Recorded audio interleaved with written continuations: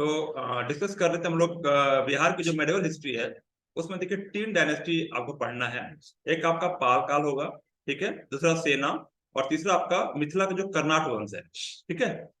तो इन तीनों के बारे में ब्रीफली मैं डिस्कस कर देता हूँ 3-4 मिनट में। उसके बाद आप इसे बुक अपने किसी भी बुक या नोट से पढ़ सकते हैं। देखिए पाल काल में जो पहले एक चीज समझ लें, नॉर्थ इंडिया में गुप्ता एम्पायर के बाद कन्नौज को कैप्चर करने के लिए नॉर्थ इंडिया में 3 डायनेस्टी में फाइट हो रहा था। एक डेक्कन से आपका राष्ट्रकूटा, ठीक है, और सेंट्रल इंडिया से गुर्जर प्रातिहारा, और इधर पाल काल अपना बिहार और बंगाल से। ये तीनों में फाइट और सुप्रीमेसी के लिए चल रही थी कि कन्नौज को कैप्चर कौन करेगा, क्योंकि जो भी कन्नौज को कैप्चर करेगा वो नॉर्थ इंडिया का स्वामी बनेगा। ठीक है, तो राष्ट्रकूटा, प्रातिहारा और पाला के बीच फाइट चल रहा था। ट्राइपार्टाइट स्ट्रगल्स को कहते हैं। तो पाल काल, जो पाल जो था एक डायनेस्टी, इसका जो कैपिटल था वो मुंगेर था आपका, ठीक है। और इसमें जो फाउंडर थे वो गोपाल थे, ठीक है।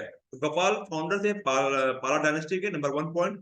और नंबर 2 पॉइंट जो इंपॉर्टेंट है, उन्होंने बिहार शरीफ में औदंतापुरी यूनिवर्सिटी का स्थापना किया था, ठीक है। तो औदंतापुरी बिहार शरीफ में गोपाल ने स्टेब्लिश किया था। ये पॉइंट नंबर 1 इंपॉर्टेंट आपका 2। इसके बाद गोपाल के बाद आते हैं धर्मपाल, ठीक है। ये पाल के सबसे ग्रेटेस्ट अगर कहेंगे तो धर्मपाल ही थे, ठीक है, पाला में। और ये ओनली यही पाल थे जिन्होंने कन्नौज को कैप्चर किया था। और कन्नौज को कैप्चर करने के बाद इन्होंने टाइटल लिया था उत्तर पथ स्वामी, मतलब Lord of the north, north India, ठीक है। और इन्होंने विक्रमशिला यूनिवर्सिटी का फाउंड किया था। और बंगाल में एक आपका सोनपुर बिहार, ठीक है, बिहार मतलब मोनेस्ट्री समझ लीजिए। तो विक्रमशिला क्वेश्चन पूछा जाए तो आपको आंसर आपको मारना है धर्मपाल।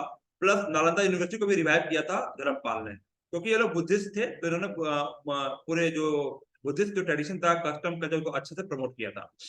थर्ड जो इंपॉर्टेंट है वो आपका देवपाल। देवपाल ने ज्यादा कुछ नहीं, बस समझ लीजिए उड़ीसा को और कामरूप आसाम में कैप्चर किया, ठीक है।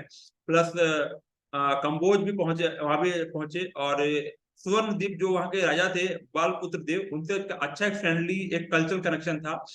बाद में बालपुत्र देव ने बोला कि उन्होंने एक मोनेस्ट्री बनाया, नालंदा यूनिवर्सिटी में मोनेस्ट्री बनाया। और देवपाल को बोला कि आप 5 गांव को दान दे दीजिए, जिससे कि रेवेन्यू से वो मोनेस्ट्री मेंटेन हो जाए, ठीक है। तो देवपाल का ये पॉइंट है। और लास्ट जो ग्रेट रूलर आपका जो होगा वो होगा महिपाल, ठीक है। जो कि पर महिपाल को राजेंद्र चोला ने हराया था, ठीक है। तो ये एक पॉइंट है, तो देख सकते हैं। तो ज्यादा पाल में इतना नहीं, बस गोपाल, धर्मपाल, देवपाल और महिपाल। गोपाल फाउंडर थे बिहार शरीफ, औदंतापुर यूनिवर्सिटी को फाउंडेड किया। सेकेंड धर्मपाल आपका विक्रमशिला यूनिवर्सिटी को फाउंड किया, कन्नौज को कैप्चर किया, उत्तर पथ स्वामी का टाइटल लिया। थर्ड जो है देवपाल, उन्होंने उनका बालपुत्र देव से एक फ्रेंडली कनेक्शन था।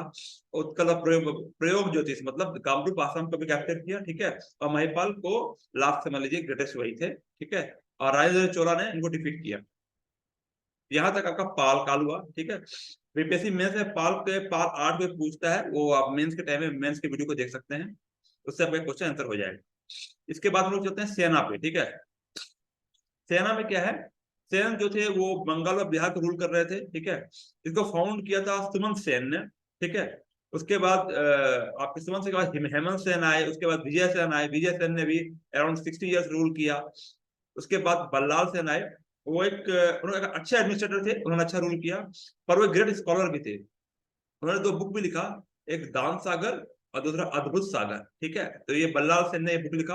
और उन्होंने एक लैंडेड एरिस्टोक्रेसी एक फॉर्म को इंट्रोड्यूस किया, जिसको हम लोग कुलियनिज्म बोलते हैं। शायद ना भी पूछे एग्जाम में, कोई बात नहीं, बट बता दिया आपको रेफरेंस के लिए। और लास्ट में इसके बाद आते हैं लक्ष्मण सेन, जो कि इस डायनेस्टी के लास्ट थे।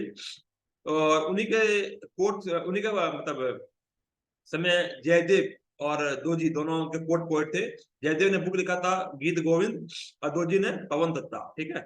और लक्ष्मण सेन ने लखनौती सिटी को फाउंड किया, जो कि मालदा वेस्ट बंगाल में आपको मिलेगा, और लखनौती। और इसके बाद बख्तियार खिलजी ने इसको हराया और ये डायनेस्टी से खत्म हो गई। सेन के बाद हम लोग आते हैं जो तीसरा वो मिथिला कर्नाट वंश, ठीक है।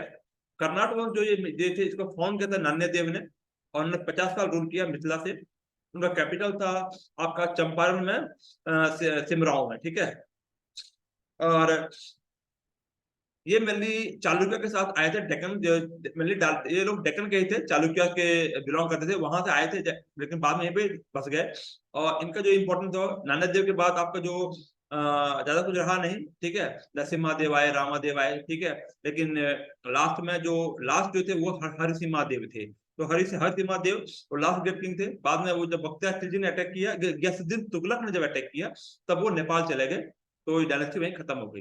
तो ये पाल काल, आपका सेन, और आपका ये कर्नाट वंश मिथिला का, ये तीनों बता दिया मैंने आपको। तीनों देख लीजिए अच्छे से, और नोट बना लीजिए जो भी आपका कहा जिस बुक से पढ़ रहे हैं।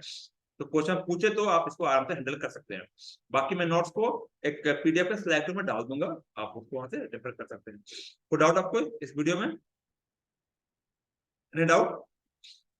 नो? ओके, चलिए। तो पाल काल और मिथिला कर्नाटक वंश और सेन। और याद रखें विक्रमशिला और ओदंतापुरी बहुत इंपॉर्टेंट है। विक्रमशिला किसने फाउंड किया? धर्मपाल ने। ओदंतापुरी गोपाल ने। ठीक है, चलिए फिर।